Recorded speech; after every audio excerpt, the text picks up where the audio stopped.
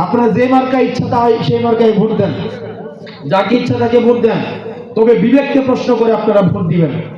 আপনারা বিবেককে প্রশ্ন করবেন যে কারা দেশকে সমৃদ্ধ করবে, কারা দেবিদ্বারকে সারা বাংলাদেশের প্রতিনিধিত্ব করবে। আপনাদের বিবেক যেটা সিদ্ধান্ত দিবে, আপনারা বিবেকের কাছে বিবেক দিয়ে সিদ্ধান্ত আপনারা নেবেন। দিন শেষে নির্বাচনী ফলাফল আপনার সাথে আমার সম্পর্ক নির্ধারণ করবে না।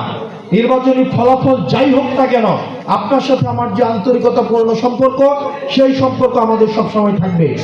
যে ভাইয়েরা আমার পাশে এসে দাঁড়িয়েছে, যে ভাইদেরকে হুমকি ধমকি দেওয়া হয়, যে ভাইদেরকে ফোন দিয়ে হুমকি দেওয়া হয়, এই ভাইদের সাথে আমার হয়তো রক্তের আত্মীয়তা নাই, কিন্তু এই রক্তের আত্মীয়তা, এটা অন্তরের আত্মীয়তা, এই রক্তের আত্মীয়তাকে ছাপিয়ে গিয়েছে।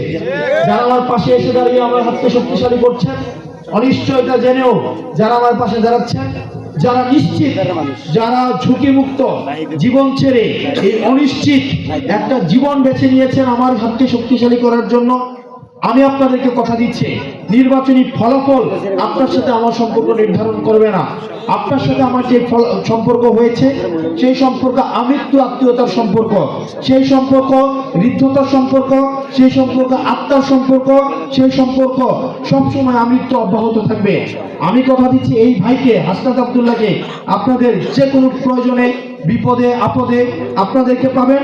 একই সাথে সাথে আমি বিশ্বাস করি আমার যে কোনো বিপদে আপনারা দলমত নির্বিশেষে আমার পাশে এসে দাঁড়াবেন।